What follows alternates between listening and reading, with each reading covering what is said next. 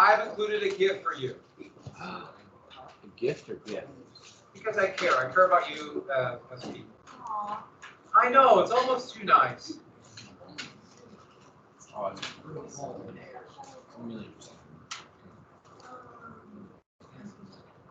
that's cool. All right. So I was going to make the list. I was going to print it out, but the list is really small. And so I decided not to print out the list. I just have it on Teams. Where's the mouse?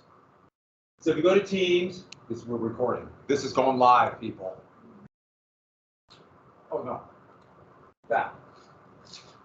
And that's a list. It's going to be about 8. I'm looking at about 8 multiple choice and about 12 match. Because we've already done an essay before. Sound good? On Tuesday, it should take you no more than, I would say, 6 minutes. Let's try to do it in 4. Let's do it. On Tuesday? Really, it'll take you about 15 minutes. On Tuesday? Yeah, on Tuesday. So I didn't print it out because I was going to make big little strips that were going to be so small. This is so tiny. I mean, it's just multiple choice and matching.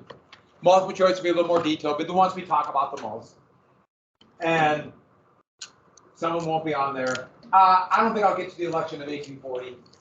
So that one won't be on there for sure. And I might take off a couple on Monday. But that's a list. Let me show you one thing. I found this map. It's a really cool map. And I was going to show it to you earlier. I just forgot. But over here. Here's a map of Irish immigration, Irish ancestry. And the map on the left shows that the darker, the more Irish immigrants, which makes sense in the north. But look how many in Montana. In Montana, even though we're not in the east where most of the Irish immigrants went, still has a very high percentage of people with Irish descent. That's really high. Well, certainly not New York City or Boston or Philadelphia or Chicago. I went to this place in Philadelphia. It was a little kind of Irish place, you know, and walked in and they had to check my ID. I gave them my ID. I was probably 22 or 23, and they looked at it and looked at it with Montana. They looked at me. This is Chicago. Butte! Just started screaming Butte at me. I'll never forget that. Yeah. Okay. Yes. Quick.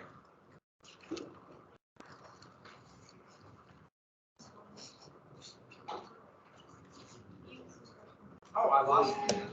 Oh no.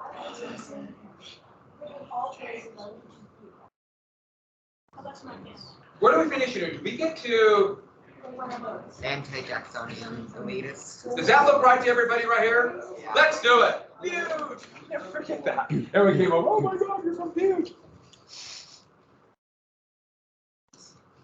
Of course, that was back at the time where you said you're from Montana when you go back east, and they think, oh, you ride a horse to school and things like that. Now, if you say you're in Montana, it's like, how many guns do you have? What do you shoot? And do you bomb things? So Montana's reputation has changed a little bit. I kind of prefer to be horses. So, with that, do we get to this? Yes. So king numbers, all right, do we get to this? No. So what they said is Jackson was a dangerous radical. His whole ideas of democracy and people's rights, they say other things too. But the big one is he was a demagogue. And if you don't know what a demagogue is, write down somebody who plays on people's fears. Plays on people's fears. Which is really politics today. If anybody had to watch the Republican debate on Wednesday of 5 people who would not be nominated for president, but they still had a debate. Really? But that was a lot of demagoguery, fear of immigrants, fear of lots of stuff. But politics are a lot of demagoguery. The entire Democratic campaign is going to be fear of Trump. And the Republican campaign is going to be fear of that too. I mean, a fear of Biden or something like that. I mean, it's all fear now. But they said he was playing on people's fears and trying to get votes by making people afraid. I should add, who was John Quincy Adams is vice president. John C. Company. Oh, I should add, do you know why I'm wearing a poppy? Why? What's that? Yeah, I picked you right where you're chewing. You know why? Yeah, Veterans Day. Yeah. November 11th, 1918, World War I ended the armistice. And until World War II, it was called Armistice Day. After World War II, they changed November 11th to Veterans Day. You're exactly right. And poppies came to represent it. It's gone away. When I was a little kid, everybody would wear poppies, and I find that really unfortunate. I think it's such a good way to remember Veterans Day. The United States has two Veterans Day. Veterans Day and Memorial Day is also for war, started for Civil War veterans. And in the South, it was a Yankee holiday. You could imagine, because the United States won. And one more thing, why poppies? Yes. That's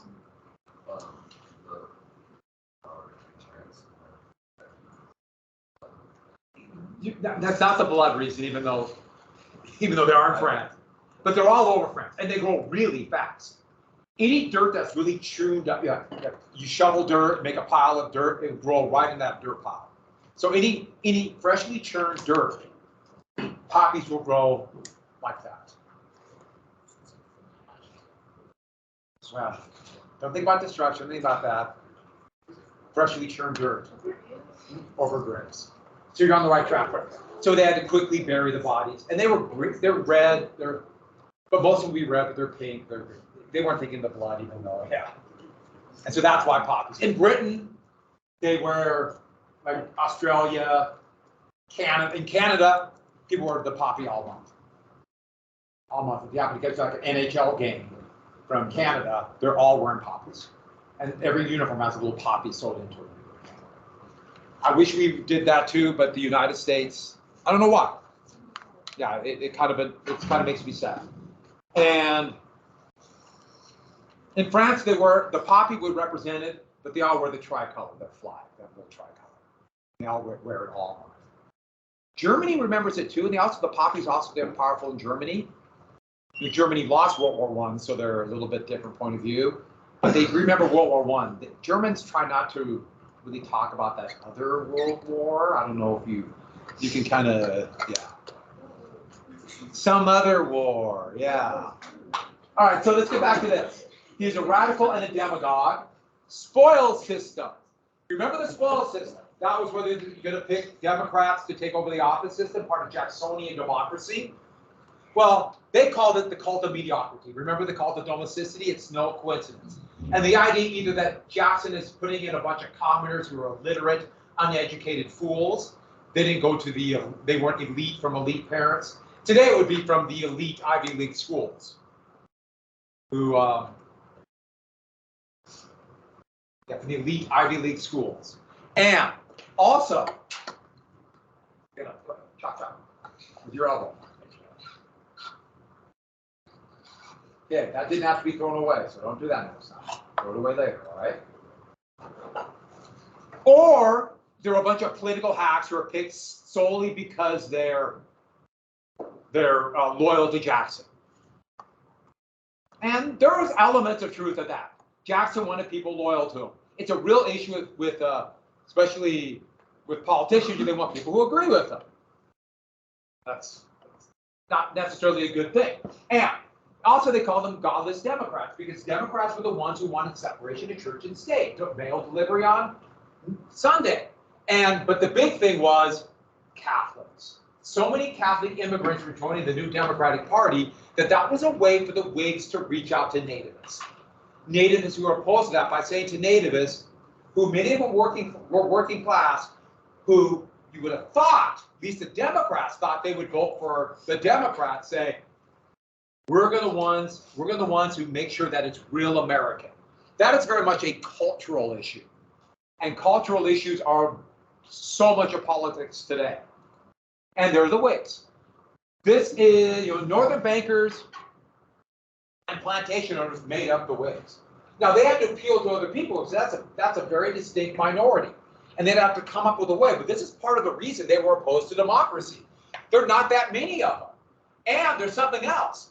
Plantation owners in the South, they have different economic ideas, economic policy ideas, especially about tariffs, than Northern bankers and capitalists. They just hate democracy. And that's part of the reason why the Whigs would eventually blow up in 1854. Some churches joined too.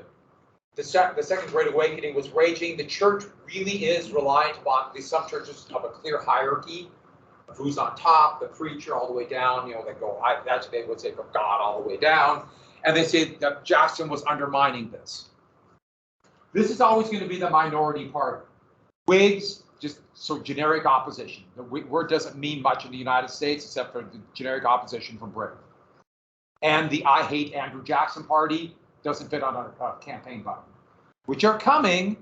The first campaign buttons would be in 1840 for the famous log cabin campaign. And so there's Jackson on his way in 1829 to be inaugurated. He would stop and give these speeches, but modern campaigning did not quite yet exist. For the most part, presidential candidates did no campaigning as we know it, except maybe a couple speeches. But this is the beginning of trying to appeal to average voters. They'd have like big barbecues and celebrations and ply them with whiskey or hard cider and try to get their votes. This is all brand new. So it's kind of what we might think of voting today, but not quite. And the inauguration would be the first one that large numbers of people came to. The idea was this was the people's inauguration. And for the most part, nobody lived in Washington, D.C. Members of Congress didn't live there.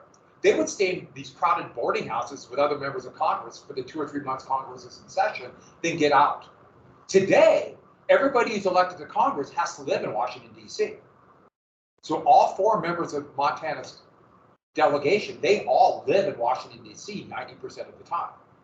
They fly home. So every once in a while, like I've flown out, many times when I've flown out of Helena, or flying back in, there'll be one of our members of Congress flying.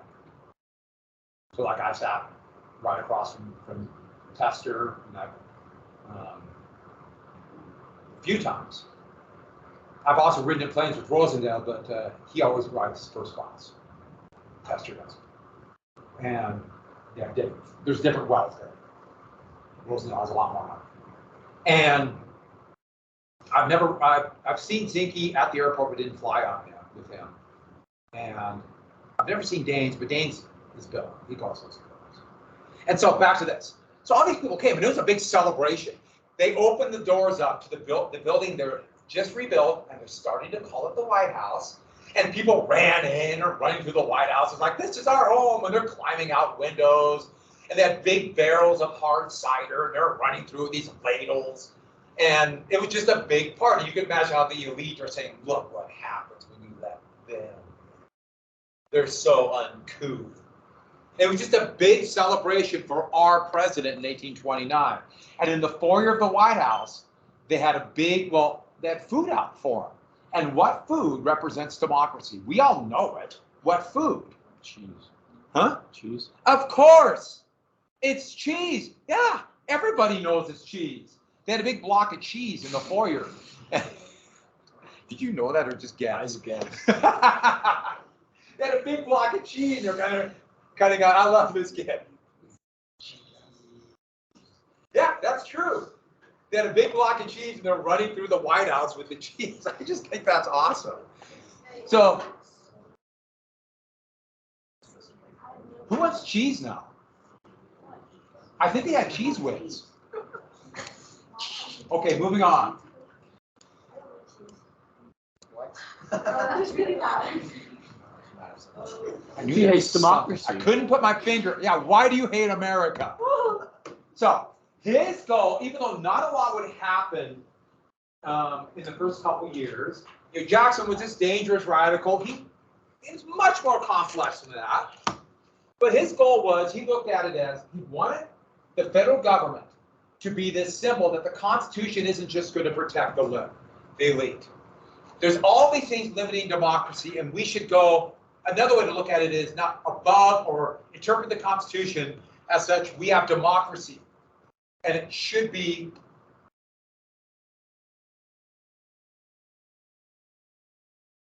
not just be for the few moneyed elite who could vote. the few who could afford property to buy the election. I have a button on that. Two buttons. What happened here? Our buttons are falling off. It's my Flamingo shirt. I hope nothing happens to it. It's Flamingo Friday. And the three big issues that would personify his view of protecting the common man would be Indian removal, nullification, and the bank law. Now, the horrors of Indian removal might not seem like protecting a common man, so I've got to explain to you what Jackson and the Democrats were thinking. And of course, that doesn't mean you have to agree with it. The point is we have to understand, we have to empathize, we have to know what they're talking about to get where they're at. And the first one we're going to talk about is the Indian removal. So everybody write down, I forgot to put this down, so it's just, these are the three, all three. Okay, this would make a great essay question. Should we just change our mind on the next test and just make it an essay question on it? I've actually got to finish grading. No! Write down Indian removal is the first one we're going to talk about. Indian removal. I just wanted to give you the three big things. There's more, but these are the ones that matter. So Indian removal, and it was all about land. I should have typed Indian removal land, I just didn't. So Indian removal, the land. We've talked about land so many times now. The United States wants this land. The English colonists wanted land. And in the southwest of the United States, so here's an early map of this. This was originally all Georgia territory. But the United States had made various treaties with certain tribes, especially the so-called 5 civilized tribes. They were so called that by the English colonists and in the United States, meaning they were more assimilated or like European culture in differing degrees. And 4 of them were pretty, or were tribes when the English arrived: the Creek, the Chickasaw, the Choctaw, and the Cherokee. The Seminole were created after the English arrived. And so Seminole, Creek, Choctaw, Chickasaw, Cherokee. Just the 5 tribes.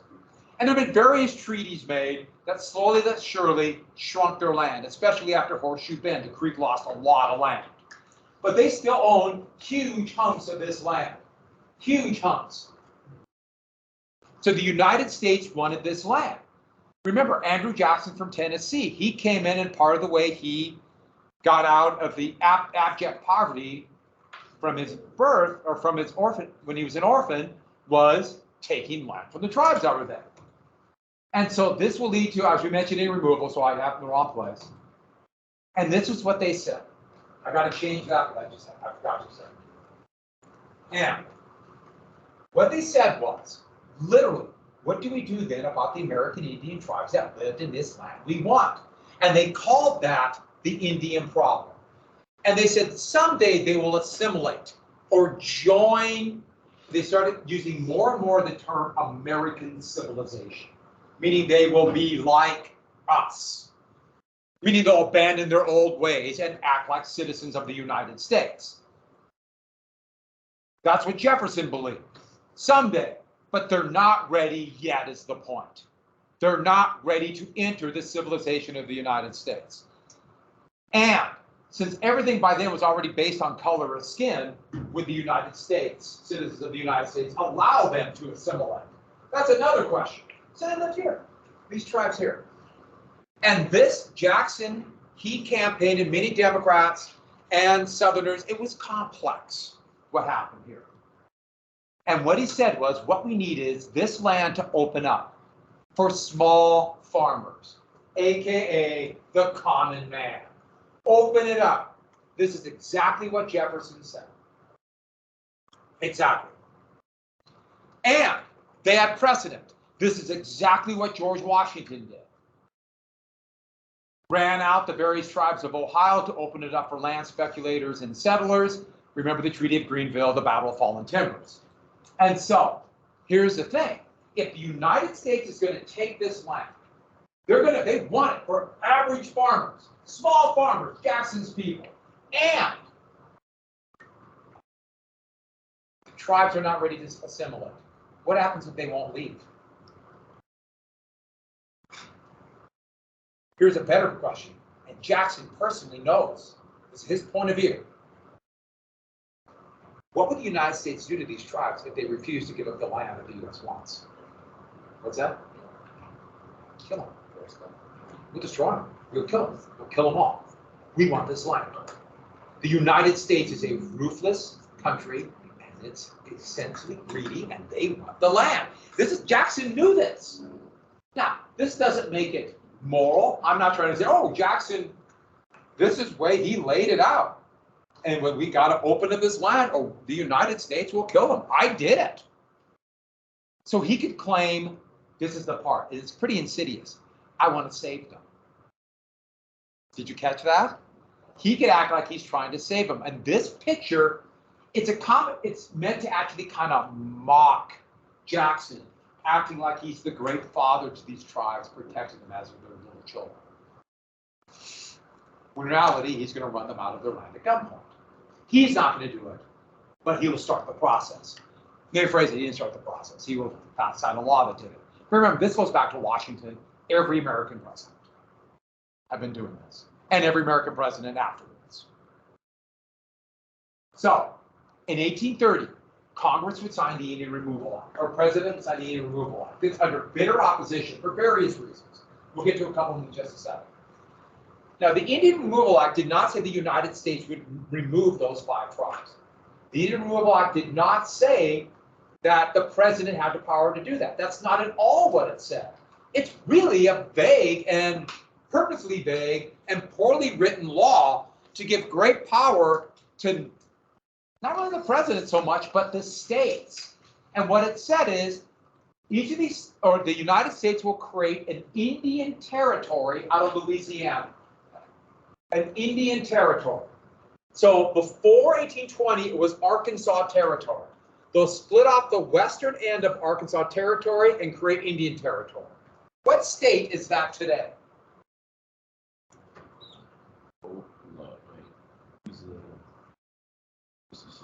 Missouri. Texas. What state is this right here? My hand's over?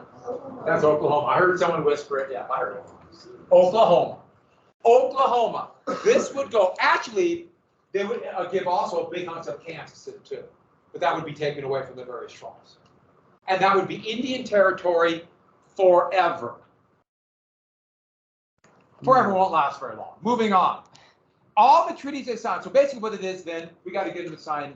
So we'll get the tribes to, and you notice I put it in quotes, the tribes will willingly sign treaties with the United States and move under the care and protection of the United States government. We'll move westward. So that's the plan. It's not to force them. And they made a big deal about it. But you know, or you can imagine what's going to happen. So Jackson would sign this and say this is the best scenario. Now these tribes their lives can be saved. They can go to Oklahoma and then learn how to become citizens of the United States. Or literally, as they said back then, they can learn how to become white people. Now the thing about that is, the color of skin, by dividing by color of skin, that's not going to change. So you can imagine how they were really sincere about that. And so it's all up to the states. The states are the ones who actually kind of put this in motion. The states are still sovereign. By 1830, these are all states. And the tribes live in these states by treaty. And so it's by the states. And states are sovereign. Yeah, this is a really creepy picture. So some tribes signed the treaty right away. They were beaten, they were coerced, but the Cherokee did not. So for example, like the Chickasaw, Choctaw, they've been beaten, they're starving, their land was being taken away. They would sign the treaties and eventually be forcibly moved. The Cherokee resisted. The Creek were beaten after Horseshoe Bend, so disillusioned. No, they're going to resist and try, but they'll be run out of gunpoint. But they signed a treaty, and that would open up the gate. The Cherokee right here, actually here's Georgia. Cherokee land. This was Creek for a long time. Mountainous, really. If you ever get a chance to go to Georgia, you been to Georgia? A couple people, did you go up here? Atlanta, yeah, which is just a big place. It's really hard to get around. It's really pretty. Lots of mountains. Really pretty area. And in 1829, in Georgia, gold was discovered. On Cherokee land, these were the first big gold strikes. The county is Dahlonega County, Dahlonega County, and all of a sudden this big gold rush started. All these people started moving in to get gold. Remember, what do you call gold and silver coin? Yeah, it's on the test. And that was something that everyone knew had value because central banks, that's really, people didn't trust them to give value to money, so everyone wanted gold. They started moving to Cherokee land. And once that happened, Georgia decided, okay, well, you're in Georgia, so we're going to start taking it. So they passed a series of laws to basically start dividing up land that the Cherokees had by previous treaty 20 years earlier and open up for the gold rush. And this is going to trigger a series of court decisions. Oops, why is that? How did I do this? I don't know how I do anything. I push a button and it disappears. Give me a sec, sorry. Somehow I got rid of it. Everybody relax. Everyone act busy. Oh, who looked like a salamander? John Quincy Adams. Yes.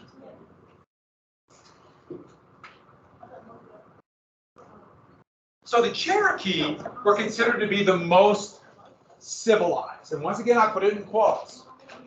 Because civilized means that they're the ones who acted the most like the United States. And you can all make your judgment on who's actually being civilized here. For example, they had their own alphabet. This script based upon their own previous symbols and Latin letters that we use to this day. And Sequoias, one who made this alphabet, they had a Cherokee newspaper, they had towns laid out, they had cities laid out. They even started growing cotton, had plantations, and this big hunk of Cherokee right here. That's the so-called Cherokee Nation. I'll tell you why they call it Cherokee Nation to this day. And they even had the most civilized thing they thought they could get. Most like the United States. They had on these plantations, what did they own? Slaves. They all had slaves. All 5 of the tribes had slaves, but none of these tribes had more slaves. Actually, 4 of the tribes. Seminole did not. 4 of them, and the Cherokees had the most. And so they said, we have signed a treaty, and so they sued the state of Georgia. And this is an unprecedented case. And the Supreme Court heard it. It went all the way to the Supreme Court. Now, little did they know by taking it to the Supreme Court, they acknowledged they're part of the United States. And that kind of doomed them. But still, the Cherokee versus Georgia said that they are, since they signed a treaty, they're what's called a domestic dependent nation. So they are a nation. Thus, people will refer to the Cherokees to this day as the Cherokee Nation from this court case. And they're within the borders of the United States, so they're domestic. They are a nation, but they're not independent. They are still dependent on the United States. And a lot of people said, oh, okay, it gave the Cherokee then autonomy. No, it did not. It's more complex than that. But it said that they are like essentially an entity within the United States that is not necessarily a state. Then next year, Worcester versus Georgia. Worcester, yeah, Worcester. Worcester, that's what it's called, Worcester. I want to say Worcester and I cannot, but it would be pronounced Worcester. English, I know, I'm with you. That said that Cherokee law is sovereign on their nation, in their colony, not Georgia. Not Georgia, it's Cherokee law.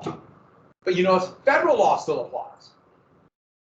but it's Cherokee law. So Georgia laws do not necessarily apply. So if any of you ever been on a reservation in Montana, has 7 of them, an American Indian reservation, you might notice that the laws are different. State laws do not necessarily apply. You notice I keep saying not necessarily because it's a real gray area. But certain, or the reservations essentially kind of have to agree to state laws. And when I was a little kid, this is what I really remember because a very good friend of mine growing up was, his grandparents lived on the Northern Cheyenne Reservation. He was a Northern Cheyenne. He was a Cheyenne. They just had to outcome of the American Indian Wars. It's called the Northern Cheyenne. And I go with Shannon to his grandparents' house near Lame Deer, which is a little town in the Northern Cheyenne Reservation. And what I can vividly remember was when I was a kid, they banned in Montana almost all fireworks. They brought a lot of them back, but they banned them. But in Lame Deer, you could get anything you wanted, including like M80s, and Roman candles, and M80s were like a quarter stick of dynamite. They were crazy. You could buy these things because the state laws didn't apply. The other one was this Northern Cheyenne Reservation was a dry reservation. That's dry. Anybody know what that means? No alcohol.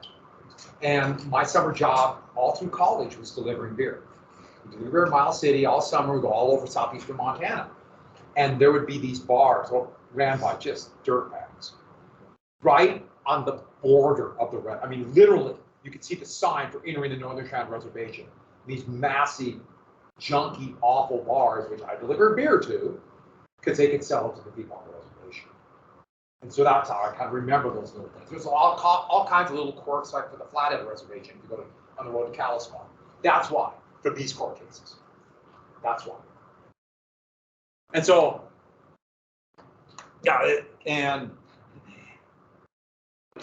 there was they have no real power, but there was a resolution done by the Montana State Assembly this last election to say that reservations have none of these rights and they must obey Montana law. Now, they have no power to do that, but they passed it anyways.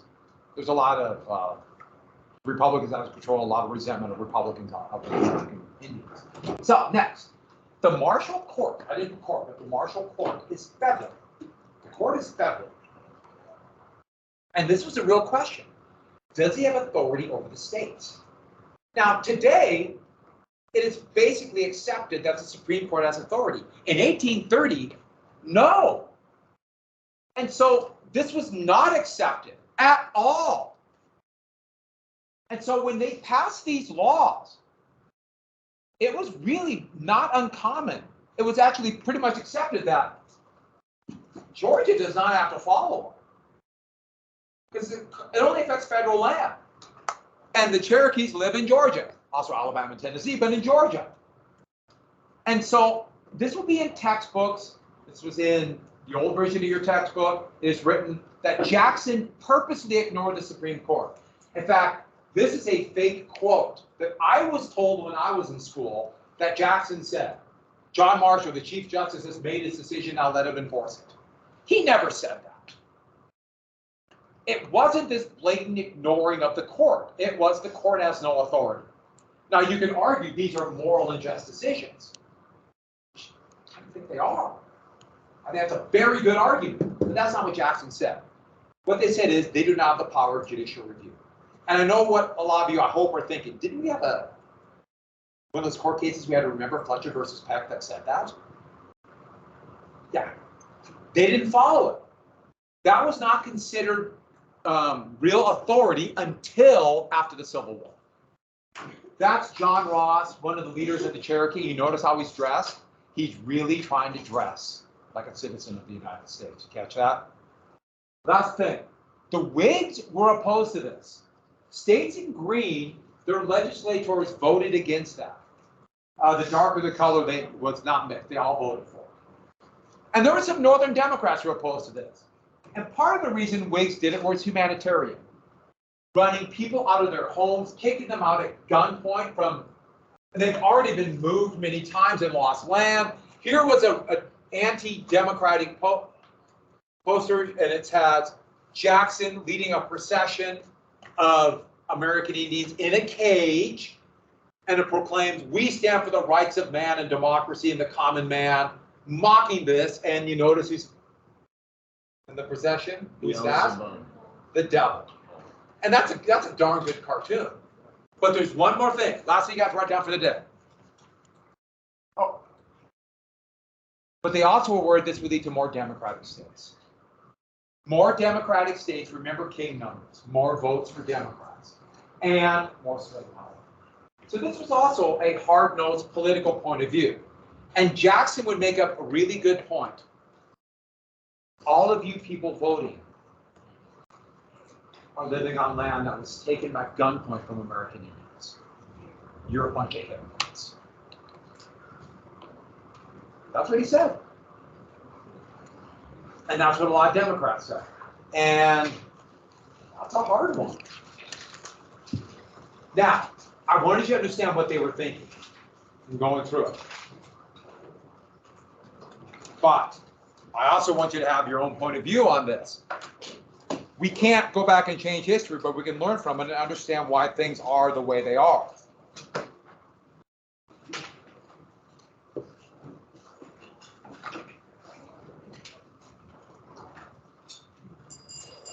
And on that happy note, I'm begging you, have a good weekend. I'm going to read the it's being helping me on Tuesday, and I want to do good on the test. So I just want to see like, I got wrong. Oh, yeah. So I can just study those ones more. I love this song. Find it.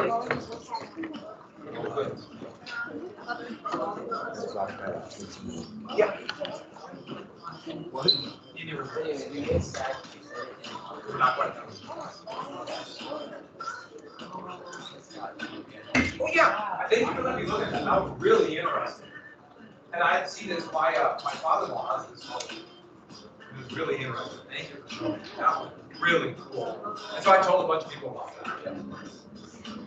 I do have an issue with that.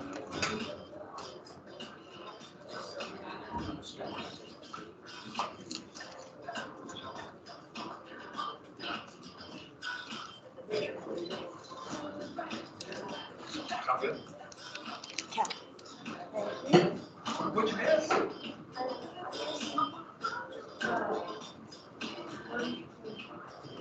Oh yeah, and I'll tell you this. Looking back at that, I'll try to say without a panic. I have to go there. Oh, that one. You'll get it. Yeah. You do well. You be you. Quick question. Were the Whigs in both the South and the North? Sure. So, were they more They despise Andrew Jackson. They despise Andrew Jackson and what he stood for.